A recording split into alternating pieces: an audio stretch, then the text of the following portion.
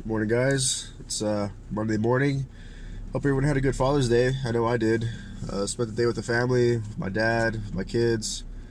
Went out to eat. Had a really good weekend, but a really short weekend because I'm only off on. I was only off on Sunday. Here at Lexus, they have me like on this rotation. I do Monday through Friday, and then the next week is Monday through Saturday. So this was my Sunday off weekend, and this coming weekend I'm gonna be off Saturday and Sunday, so I'm gonna have a little more time to mess around and maybe make a Honda video. So I looked at my ROs, and I'm gonna grab the oldest one I have in there from the 13th. I've had this since last week. It's kind of, so here they just like keep stacking on ROs. They just give you ROs throughout the day, and you just gotta organize them and just knock out the oldest ones first. I guess that's pretty cool because at CarMax, you for the most part, you can only have 2 cars in a route sheet at a time. But here it's like I've got like 10 cars that I'm working on, and I have to just prioritize and do the oldest first, and then of course stop what I'm doing to jump on the cars I'm trying to sell and shit and get out as soon as possible. So right now I'm just gonna grab this 2016 Acura MDX. It's a used car. Oil change and state inspection, 24,000 miles, so hopefully it's not gonna be anything crazy, just a simple oil state and change. Oil state and change, is that what I said? What the fuck? If it's not a Lexus, we gotta order everything. They have everything for Lexus and shit in stock here, but that Acura MDX, they gotta get the filter from they usually just get the shit from AutoZone, honestly. But I went in to order it, and then it turns out the airbag for this RX-250 came in. This one that the sales guy had wanted last Saturday or Friday. I don't know, I can't even keep up. But this RO has been open since the 10th, and they are trying to sell it, so this one takes priority over the MDX I was about to do. So I'm going to go ahead and pull this one in, and I got to replace the airbag. In the side of the seat here, it says SRS side airbag. So there was a code, and it said open circuit in the side squib airbag. And if you see side squib, that's Toyota and Lexus lingo for the side seat airbags.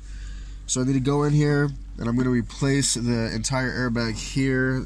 I gotta like peel the leather and take the seat apart, and then after I do that, I'm also going to make sure the connections and shit are good from the wires there going to the plug, and because I did say that most likely it is the airbag itself, but there could be a chance that like the wires are damaged inside the seat or the connector or some shit like that. So alright, I'm gonna go ahead and get on this and start ripping the seat out.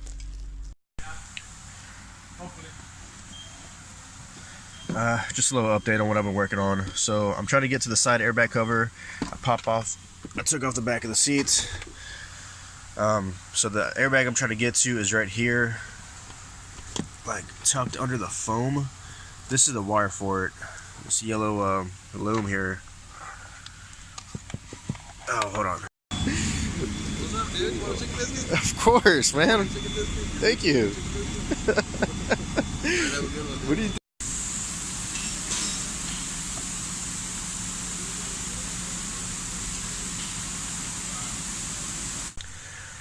So one of my buddies just rolled up with the chicken biscuit delivery. That was pretty unexpected, but pretty awesome, and thank you for that if you're watching this. Okay, so I was in the middle of doing this airbag. I was just gonna kind of let you know, anytime you see like yellow loom or yellow plugs, connectors, things like that, this is gonna be for the airbag system, or SRS. What is that? I'm not sure. Is it safety restraint system? Or it might be supplemental restraint system. When you see that SRS everywhere, like on this tag here, SRS. Okay, so I mean, this doesn't really. I'm not going to get into much detail because this is just like a vlog, but maybe other side seat airbags are similar. There was 2 nuts on the back side of the airbag. First thing I did is I got the new one to see how it's mounted, and it's just these 2 studs here. This long wire harness, which is good because the code was for an open circuit. So if the damaged circuit was anywhere in the wire from the plug all the way to the airbag, I'm getting a whole new harness as far as the plug to the airbag. but of course there's from the airbag to the, SRS module, where the hell that goes. But the problem, according to this Lexus software that we have, most likely it's going to be in the airbag itself. So that's enough bullshitting. I'm going to try and snake it out of there. Oh, okay, that's pretty easy. This is the faulty airbag. What if I could pop this later? Damn, that'd be cool if I could pop this. I'm going to save this.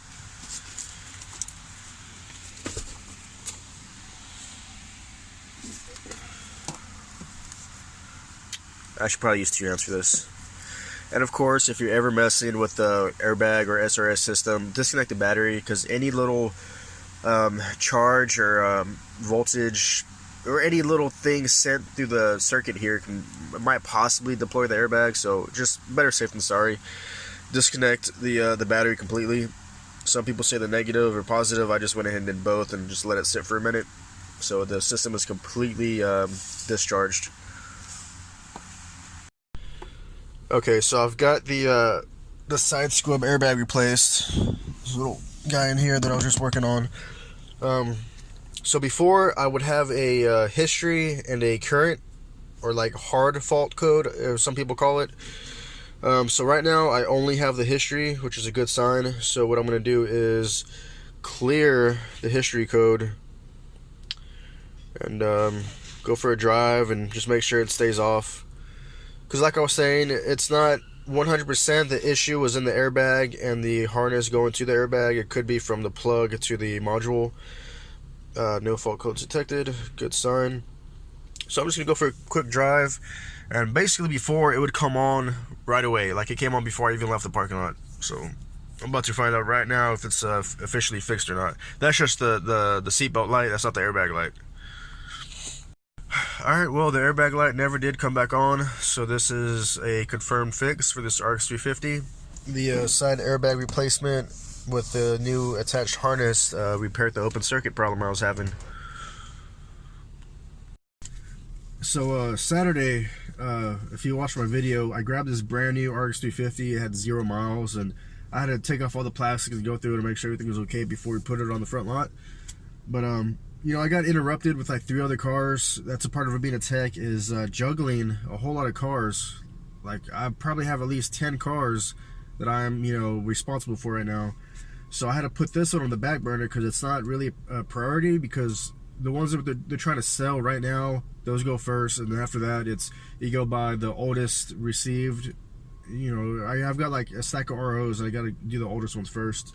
So now I can finally finish off this RX 350, and all I had to do a state inspection. I gotta like preset the radio stations, like this stupid little shit we gotta do to new cars.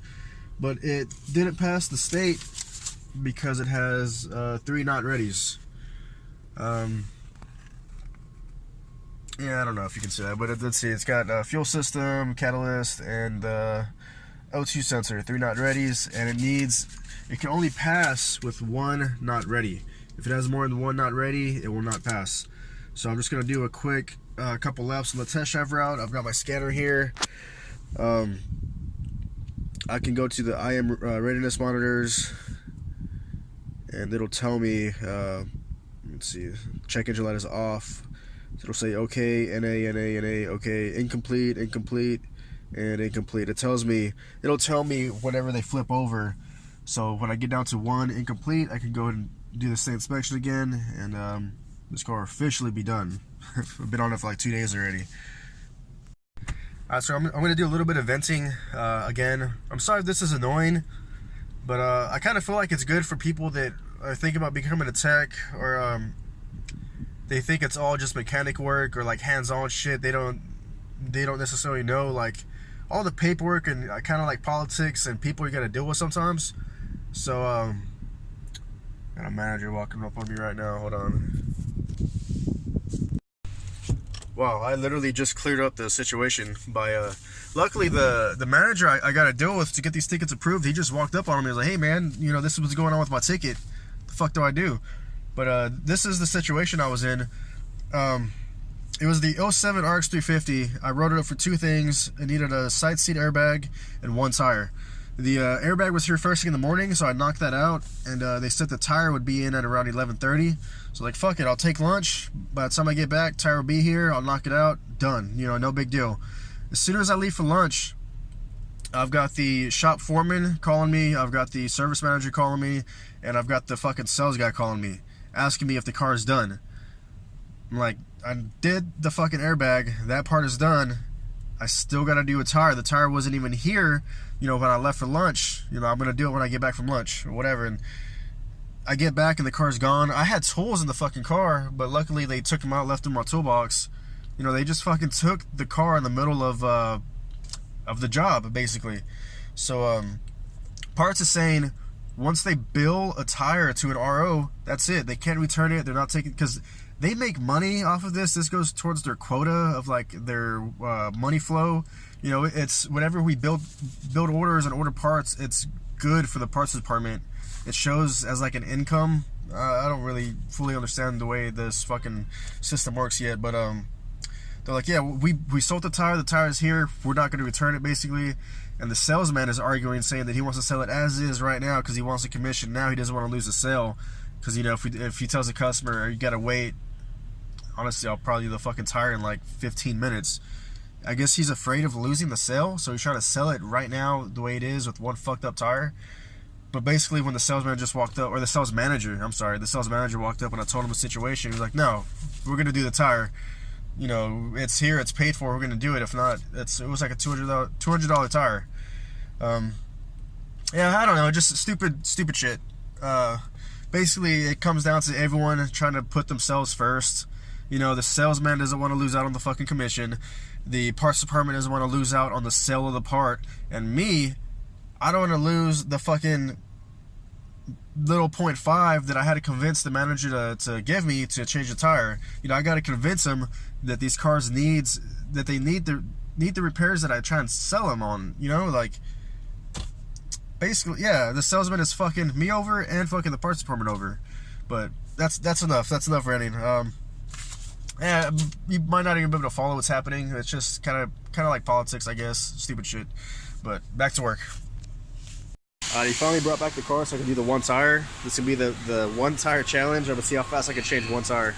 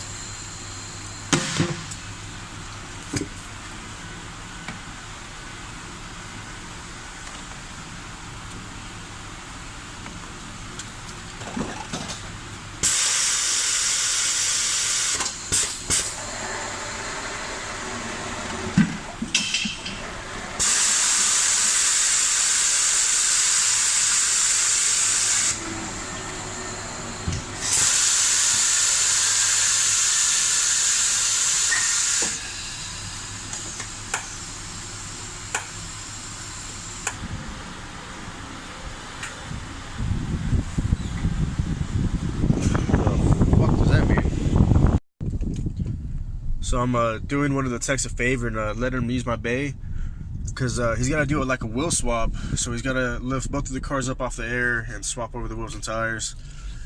I was like, yeah, it's all good, no problem. I just went and test drove this car, did a state inspection, and I think what I'm going to do now is I'm going to go drive by the shop they're building.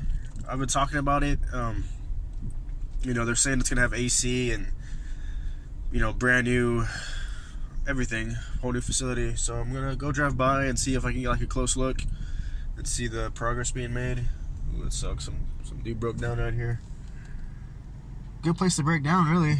If you're gonna break down, why not break down at a fucking dealership? Alright, so I'm kind of coming up on the shop here. So this is supposed to be the parts department. Everything with the blue shit on there, that big building, that's the parts department. On the other side of that is where it's going to be the shop. I'm going to have to drive around all the way back around the property, come around the back side, and then come back on the right. to show you the shop side. Alright, so I'm driving up alongside the building. This is what's on the other side of the building with the blue shit on the sides. So the back, they've already started converting that into a body shop, but the front section here, this is what's gonna be for the techs. All this here, man, it's hard to see past all this fencing. But yeah, so this is gonna be the new shop, and supposedly it's gonna be AC. Oh, here we go, you can kind of see in there.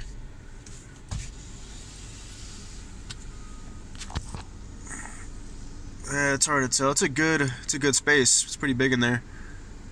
Damn. Yeah, it's hard to tell.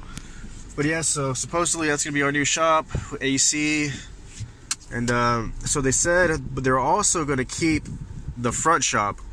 So that kind of makes me wonder, like, what if they're gonna split up the used techs and the new car techs, and who's gonna stay and who's gonna go, kind of like that. And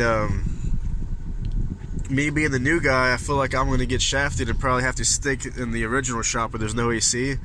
But I don't know, I'm just kind of thinking out my ass right now. I don't know what's gonna happen. That's the main shop right there. So they're gonna have 2 full-size shops. That's the plan here. It would make sense to have like one used car and then one new car. I don't know how far, or if they plan on expanding the used dealership that much. Because right now it's only like a 3-guy operation as far as the techs. So yeah. So I'm still waiting on my babe, but in the meantime I'm gonna swap out this broken door handle on this Ford Fusion. Yeah, I got the new one here. I'm still waiting on the actuator, but for now I got the door stuck on cold, so at least I got some AC. Yeah, just got this one bolt right here. It should be pretty easy. Let's see. That guy out. Now I'm gonna have to undo the cable from here. Can I do this with one hand? Yes, I can. Get out, bitch. Wow, this thing is super broken. What the hell? Wow, okay, finally got it. Yeah, this thing's like totally just fucked up.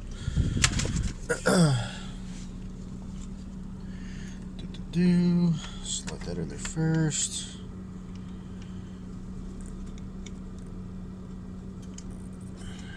This pays 1 hour. And I am basically done. Just gotta pop the door panel back on. Do the test. Alright, all good to go. So I was just about to make a little update, like have an uneventful second half of the day, you know, just running through cars, trying to get some hours. And then I picked this car out of my stack of repair orders, and it's a 06 Mazda 3 with 138,000 miles. And I walked by this car because I could have sworn it was like an employee car or something. I don't know. I can't believe how fucking rough this car is. But I drove it 10 feet, right? I grabbed it from the parking spot it was in, and like as soon as it hit second gear, it like rocked me, like my fucking teeth clenched. I was like, oh my god, it's fucking bad.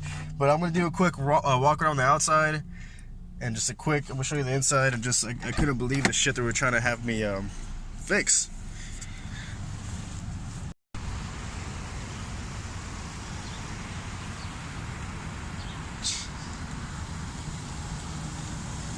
Jesus Christ, fucking screw through the bumper. Quarter panel's pretty smashed. Looks like it's been painted fucking 4 times. What's that?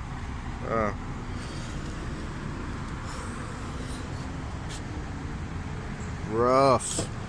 But I get in, right? It's like super fucking hot, so I try and roll the window down.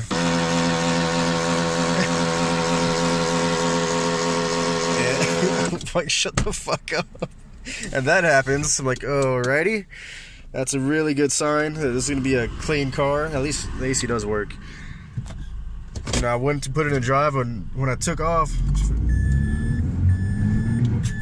my god. But anyways, I drove it. I didn't even take it out of the lot, and I backed it right up, and I went inside to the sales manager. I was like, man, I just drove this car like freaking 10-15 feet, slammed in the second gear.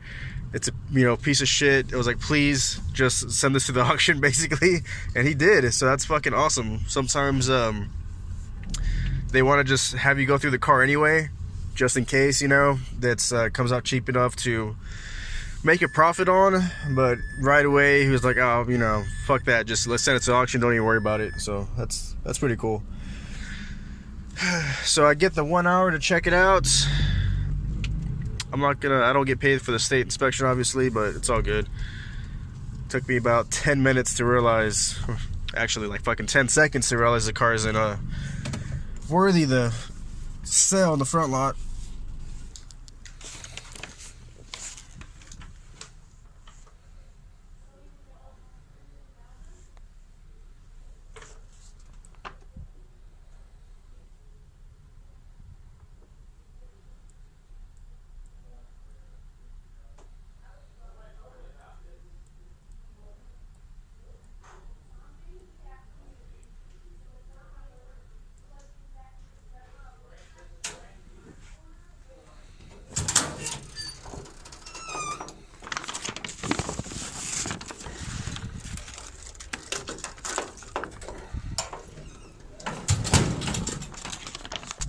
So this Honda I was worried about is actually an SI.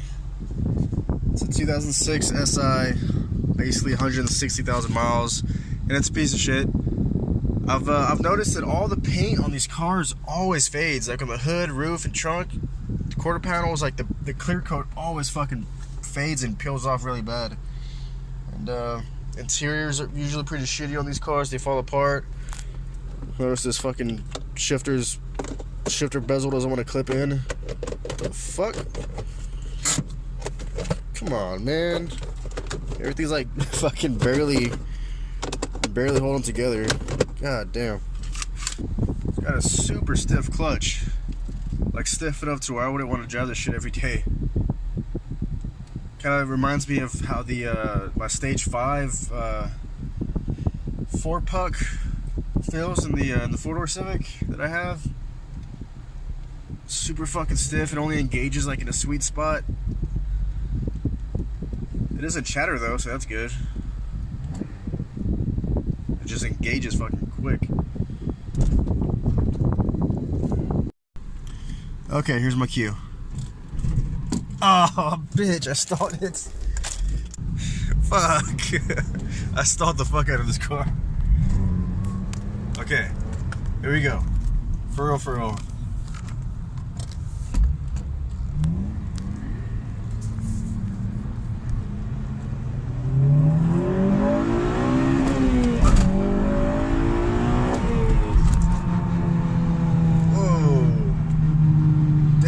The transmission sounds like shit when I let off the gas.